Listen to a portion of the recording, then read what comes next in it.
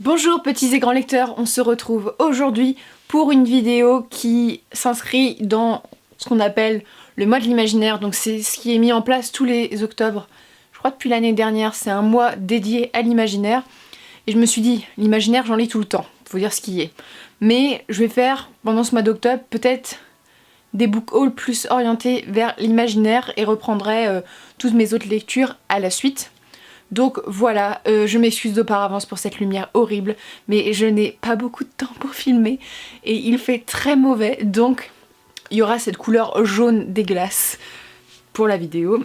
Et on commence tout de suite par des lectures. Donc en ce mois d'octobre, j'ai déjà lu octobre-septembre, mais voilà, c'est dans le cadre de l'octobre. J'ai lu un livre qui m'a étonnamment plu, même s'il est prévisible d'une certaine façon, il est imprévisible d'autres. Je vous laisse pas sur un mystère. Il s'agit de Rose morte de Céline Landrezy, qui est un livre sublime. Je ne sais pas si vous voyez, mais il est très très beau. Avec les reflets, c'est moins sympa. Donc, Rose morte, ça fait un peu féminin. Certes, c'est pas le genre de lecture auquel je me serais lancée, puis je me suis dit... Oh, ça a l'air intéressant, puis il y a le mot morte, c'est peut-être autre chose qu'un truc un peu gnangnan. Directement, je vais vous le dire, dès les premières pages, on sait immédiatement que c'est une histoire de vampire. On le sait d'une certaine façon, le rouge, voilà, il y a des gros indices et des ficelles, on va avoir affaire à des vampires à un moment. Mais malgré le fait que on sait dès le début de quelle créature fantastique ça va parler, j'ai beaucoup aimé cette histoire. Donc cette histoire... elle a un cadre historique assez particulier, c'est-à-dire que les parents de la jeune fille qui est représentée ici, dont je ne me souviens plus du nom, qui doit être Rose en fait, hein, ça doit être quelque chose comme ça, habitent en Angleterre, mais fuient le règne élisabétain parce qu'ils sont protestants, il me semble, ou catholiques. Je crois qu'ils sont catholiques et Élisabeth voulait mettre en place un protestantisme, donc eux, ils se réfugient en France pour fuir ça. Ils vont avoir une fille qui s'appelle Rose, à la chevelure étonnamment rouge. Et voilà, ils vont faire leur petite vie là-bas, sa mère est insupportable, c'est un personnage horrible du début à la fin, et son père va avoir un rôle très prépondérant dans l'histoire, c'est-à-dire que cette jeune fille, elle va grandir, elle va devenir extrêmement belle, mais elle ne veut pas se marier. Elle a fait capoter tous les plans de mariage que son père a mis en place, et à un moment, son père lui pose un ultimatum, c'est soit tu te maries, soit tu vas au couvent. Voilà. Donc elle allait ni enjouée ni par le fait de se marier parce qu'elle va devoir être mariée sûrement avec un vieux crouton, ni par le fait d'aller au couvent, quoi. C'est pas vraiment un cadre de vie qui nous fait très envie. Et à un moment elle se dit bon, je vais essayer de me débrouiller, il y a un homme qui m'est promis, ma meilleure amie, elle a besoin de se marier parce qu'elle veut pas aller au couvent, je vais faire passer l'homme auquel je suis promis, je vais lui donner à ma meilleure amie. Et effectivement ce plan va marcher, mais durant une de ces soirées elle va rencontrer un homme... un homme très séduisant, je sais plus son nom, un nom français je pense. Ah oui, Artus de Genlis. Voilà. Et ouais, il est bien. C'est un mec qui est vraiment très beau, très intéressant, et c'est vraiment un point fort de ce livre parce que c'est un personnage que j'ai beaucoup aimé, parce qu'il a un côté un peu chiant des fois, voilà, personnage masculin parfait, mais il a des grosses failles, et notamment il est capricieux d'une certaine façon, et j'ai bien aimé pour ça, donc on se doute qu'il va y avoir une histoire d'amour. Ce premier tome, c'est vraiment une grosse introduction, c'est-à-dire que ça fait pas très envie je pense quand j'en parle comme ça, mais en fait ça me donne énormément envie pour la suite parce que la fin, il y a un contexte historique derrière qui fait très envie, et la fin me tente en fait, et en fait, pour tout vous dire, ils sont sortis en poche, je les ai vus à la Fnac, il y a Drago Malfoy sur la couverture, donc je veux rencontrer Drago Malfoy, même si c'est pas lui. Les couvertures sont sublimes et l'histoire est sympa. Voilà, au début, c'est pas une histoire qui est tirée par les... Voilà, très originale, mais je trouve que Mythe du vampire est sympa dans ce sens-là, et ça nous montre un côté de la transformation qu'on voit pas trop.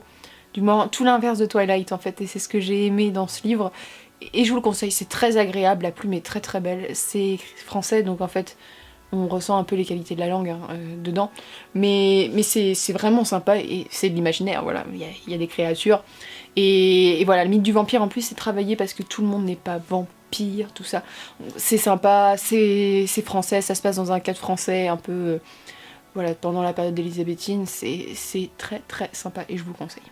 Bon, on va continuer avec les hommes chauds bouillants, on est parti dans Voilà, qui dit imaginaire, créature fantastique, bizarrement dit homme très très agréable. Donc je vous parle de Reyes.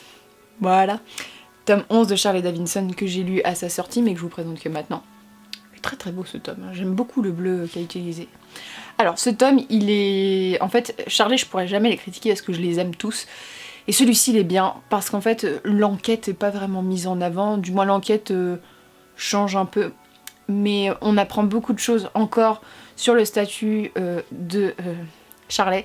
Je vais pas vous raconter vraiment... Charlie, au début, on sait que c'est une faucheuse, mais avec le temps, à partir du tome 7, je crois, on sait qu'elle est autre chose. Et en fait, il a tout l'imaginaire.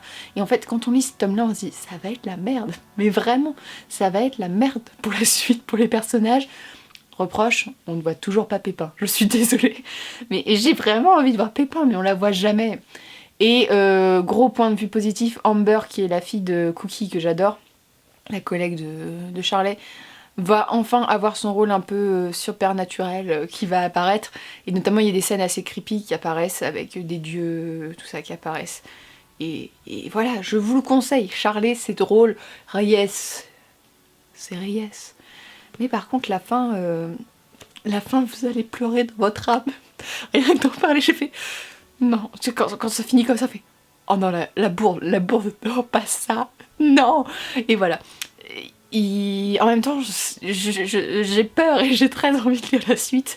Mais voilà, sortez les mouchoirs, ça risque d'être difficile. Mais vous allez survivre, vous inquiétez pas. Mais c'était génial comme d'habitude et je vous conseille vraiment Charlie Davidson, qui est une série humoristique, pas destinée pour les enfants parce qu'il y a des scènes sexuelles, hein, je vous le dis direct. Mais voilà, c'est super drôle, c'est bien écrit. Et puis Reyes quoi. Présenter tous les livres où il y a des beaux gosses, voilà, ce sera l'update beaux gosses surnaturels. Voilà, donc je vais vous présenter un livre, je ne pensais pas vous le présenter, sachant que j'ai dit à quelqu'un d'entre vous que j'étais plus intéressée par la série, voilà, machin, mais en fait, j'ai regardé la série et j'ai adoré la série, bizarrement, et j'ai donc lu le tome 2 de The Immortal Instrument de Cassandra Clare, et c'est City of Ashes, ici c'est le deuxième tome.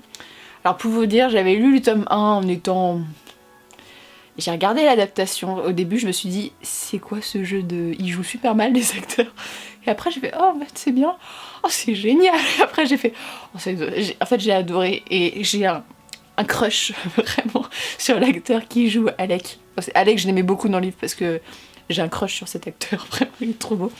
Et voilà, et la relation entre Alec et Magnus, mon dieu, c'est génial.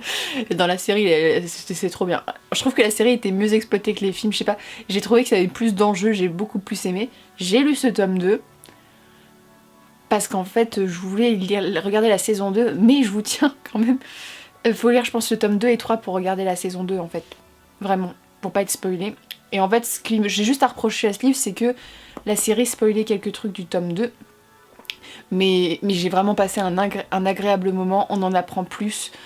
Jay c'est chiant, Jay il m'énerve, il fait sa crise, machin, voilà. Suite à la révélation qu'on avait dans le premier tome, je peux comprendre que c'est difficile à avaler, mais l'autre il fait sa crise, et ce que j'ai bien aimé dans ce tome 6, c'est qu'on découvre un peu plus de choses sur les Shadowhunters, et sur les fées, et sur les vampires. Voilà, c'est une série, j'aime beaucoup. Clary, c'est un personnage qui est pas énervant dans le sens que, voilà, elle veut botter des culs comme tout le monde, mais elle est sympathique et je l'aime bien. C'est un personnage que j'aime bien. Bizarrement, je pourrais pas l'expliquer. J'adore Simon, Simon, excusez-moi.